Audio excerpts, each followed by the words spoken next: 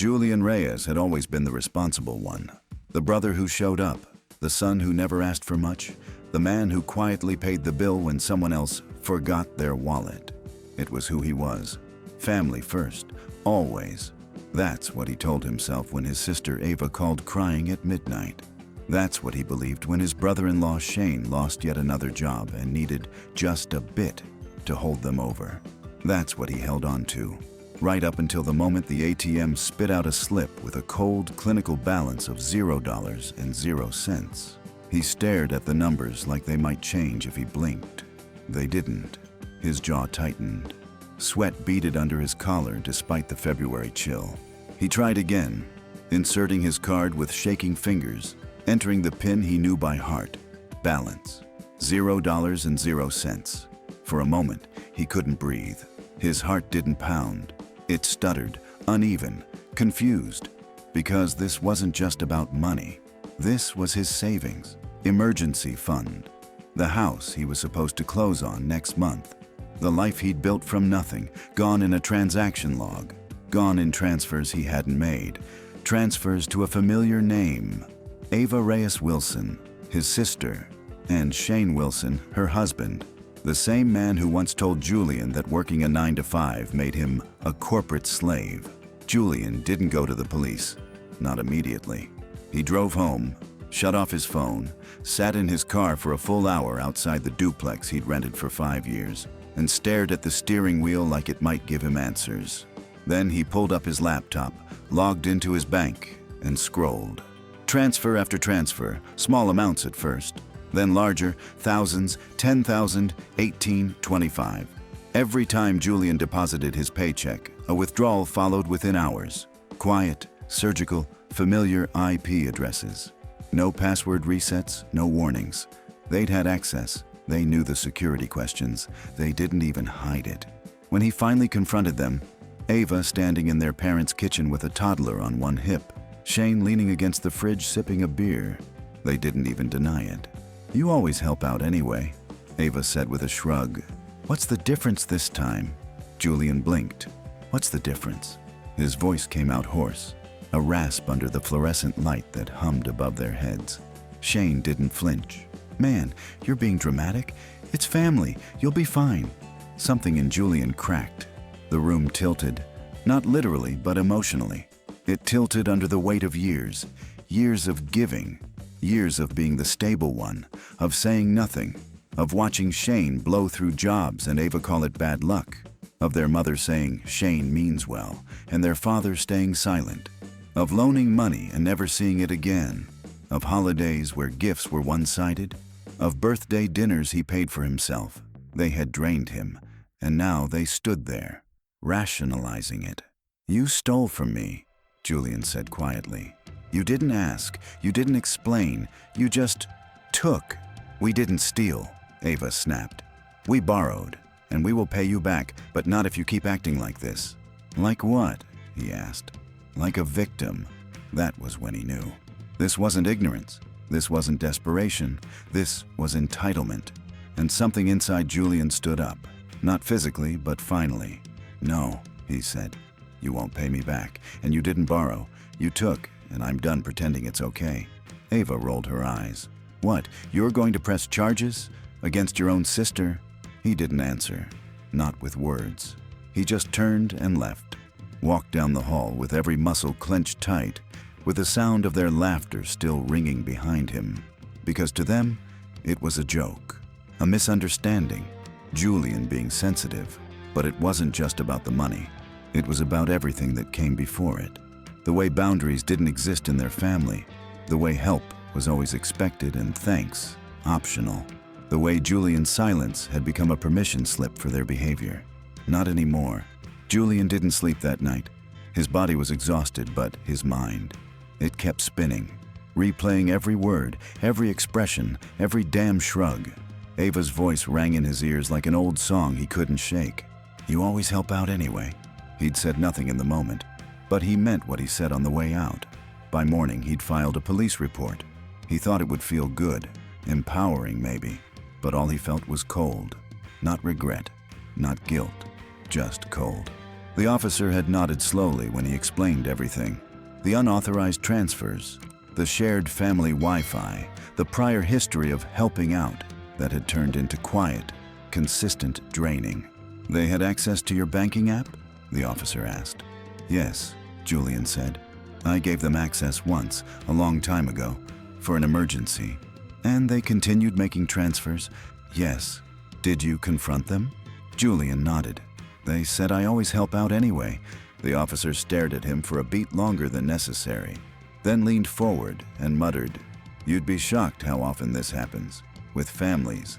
They always think it's not theft if it's blood." Julian didn't need the shock. He'd lived it. By the end of the day, a detective was assigned. Ava and Shane were listed as suspects. A subpoena for bank logs was issued. And then the calls started. First his mother, voicemail after voicemail, her voice shaky, high-pitched with faux concern. "Jules, sweetie, this is a bit much, don't you think? We can talk about this. Don't do anything you can't undo." Then came the texts from his dad. "What's going on? You're scaring your mother. Call me, now!" His phone stayed off for 2 days. When the police finally "Oh, don't act like this is a crime," she snapped. "It's your sister. She was struggling. She stole over $30,000. His mother's silence only lasted a second. "We are family, Julian. That means something." He laughed, bitter and short. "To who?" Then came Ava, furious, not remorseful, not even close. "You went nuclear, Jules." Her voice was clipped, full of disbelief. "You got the police involved? Are you serious? You stole from me." "Oh my God, stop saying that like you're some victim. You're not poor. You weren't going to miss that money. You just wanted control. Admit it."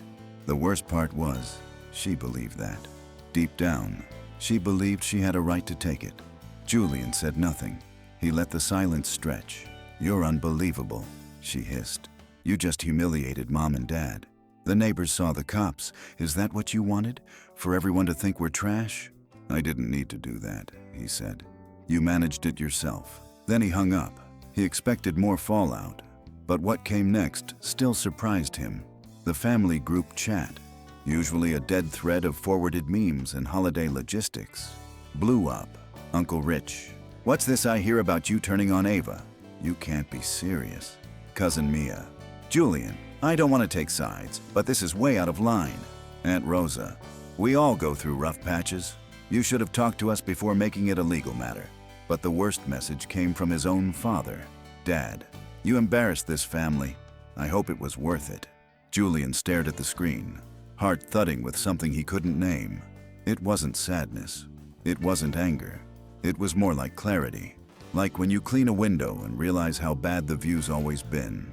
No one asked how he was doing. No one asked how much money was taken. No one asked if he was okay. They asked about Ava, about appearances, about shame, not justice, not boundaries, not betrayal. 3 days later, his cousin Mark reached out, quietly, privately. Mark, who never came to reunions and rarely replied to texts. "Hey," the message read. "Saw the group chat. Just wanted to say, I get it. They did the same to me 2 years ago. Not as much money, but yeah, you're not crazy." Julian stared at the message for a long time, then typed, "Thank you," because that's all he could manage without unraveling. The next week was chaos. Detectives contacted Ava and Shane formally. Shane posted a long, bitter rant on Facebook. "Imagine turning your back on your own blood over some cash. Julian always thought he was better than the rest of us. Now he's proving it." His mom posted a cryptic Bible quote. His dad posted a picture of the backyard grill, as if pretending nothing was happening. Their defense was gaslighting dressed in Sunday clothes. But the real crack came when Julian's accountant confirmed something that made his stomach drop. The withdrawals had started months earlier than he thought. Ava and Shane had been draining him since the summer before last, long before their emergency, long before they asked for help. This wasn't a one-time lapse in judgment. It was a pattern, a plan. He sat in the quiet of his apartment that night, staring at the framed photo on his bookshelf, a shot from 2 years ago. Ava, Shane, and him smiling under the string lights at his old birthday party. He almost didn't recognize himself. That guy had believed in family. That guy thought love meant sacrifice. That guy would have forgiven again. That guy was gone. And what remained was someone who finally understood. Love with no limits becomes obligation. Family without respect becomes theft. The family backlash came fast, but not in the way Julian expected. No shouting matches, no doorstep confrontations. Just quiet withdrawal, the kind that screamed louder than words. Cold shoulders, missed calls, passive-aggressive silence. His mother stopped texting altogether. His father, ever the stoic, sent one last message before vanishing from view. This is your choice. Don't come crying to us when you realize what you've done. What he had done, not what was done to him. But Julian didn't try to explain himself. Not this time. He was done being understood by people committed to misunderstanding him. Instead, he sat in a therapist's office on a rainy Tuesday afternoon, surrounded by walls the color of oatmeal and a couch that felt more like a confession booth. "I didn't come for advice," he said, staring at a print of a mountain range on the wall. "I just need to figure out why I let this happen for so long." The therapist, middle-aged, patient, unobtrusively kind, simply nodded. "Tell me when you started saying yes when you meant no." It wasn't a dramatic story, not at first. No horror show of abuse, just the steady erosion of self. A mother who praised Ava's every tantrum as passion, who labeled Julian's quietness as moodiness. A father who told him that boys who cried too much wouldn't make it. He remembered once, around age 7, Ava had gotten sick during his birthday party. Their mother made him blow out his candles early so she could put her to bed. No presents were opened that day. No cake. They told him he'd understand when he was older. He did. Julian had learned to trade away his feelings for peace. His silence became currency. Good grades, clean room, no drama. Always so helpful, so responsible. Praised, but never known. In that therapy room, he said it out loud for the first time. "I was trained to believe that being easy to love meant being useful." Outside that room, the world didn't stop turning. The investigation into Ava and Shane moved forward. Bank records, statements, digital footprints. But Julian's focus had shifted. It wasn't about punishment anymore. It was about reclaiming space. He started talking to people, not friends. He hadn't kept many, but colleagues, neighbors. He took a different walking route, sat longer in cafes. It was in one of those cafes, tucked in a corner booth with chipped paint and strong espresso, that he met her. Delia, late 60s, sharp eyes, silver hair twisted into a loose bun. She heard him telling the barista about closing his bank account, joked, "Sounds like you've been through a war." He chuckled, something like that. They talked, casual at first, but something about her presence was disarming. She asked questions without prying, offered opinions without advice. When he eventually told her the truth, abridged but honest, she didn't flinch. She just sipped her tea and said, "Blood doesn't always mean family. Family is who chooses you, over and over. Not because they need you, but because they see you." Julian stared at her for a long time. He'd never heard it said quite like that. He began to visit the coffee shop more often, not because he was lonely, but because for the first time, he wasn't. A few weeks later, Ava called, not with rage, not with excuses, with removal. "Julian, I've been thinking," she said, rehearsed and polished. "We should just put it all behind us. It's not worth tearing the family apart." There it was. Not an apology. A reset button. He let her finish, then said calmly, "You're right. It's not worth tearing anything apart because there's nothing left to tear." "You don't mean that." "I do. Come on, Julian. We're family. We've always been family." He paused. "No," he said. "You've always been family. I've always been the bank." She fell silent. The kind of silence that fills a room like smoke. Then she hung up. He didn't feel triumphant. He felt still. Julian moved 2 months later. A new apartment. Nothing big. A third-floor walk-up with scuffed floors, a window that let in good light, and enough space for a small table and a bookshelf. No family photos, just clean walls and quiet. He bought his own couch, his own dishes, a painting of a forest trail. Delia helped him hang it. When she asked if he wanted to invite his family to the housewarming, he shook his head, smiling. "No," he said. "This one's just for me." He brewed a fresh pot of coffee, sat by the window, and for the first time in his life, he felt what he'd been craving all along. Not forgiveness, not justice, not even closure, just freedom. Julian never intended to break the family apart. But when you stop playing your assigned role, everything built on it starts to wobble and eventually collapse. When charges were formally filed, the real panic began. Shane was arrested first, caught transferring funds again from an account under Ava's name. Julian hadn't even known about that one. Ava tried to play innocent. "I didn't know," she told investigators. "I thought Julian said we could use the account," but emails showed otherwise. So did texts. And suddenly, everyone who once called Julian too dramatic went quiet, except his mother. She showed up outside his new apartment one afternoon, wrapped in a long coat and clutching a dish of baked ziti like it was an offering from a sacred altar. "I made your favorite," she said, as if they hadn't gone months without speaking. "I thought maybe we could talk."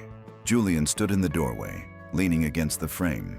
He looked older now, not in age, but in posture, in how he held his own space. "I'm not hungry," he said. "Julian," she sighed, stepping forward. "This has gone too far. You can't let your sister go to jail over a mistake." "It wasn't a mistake," he said.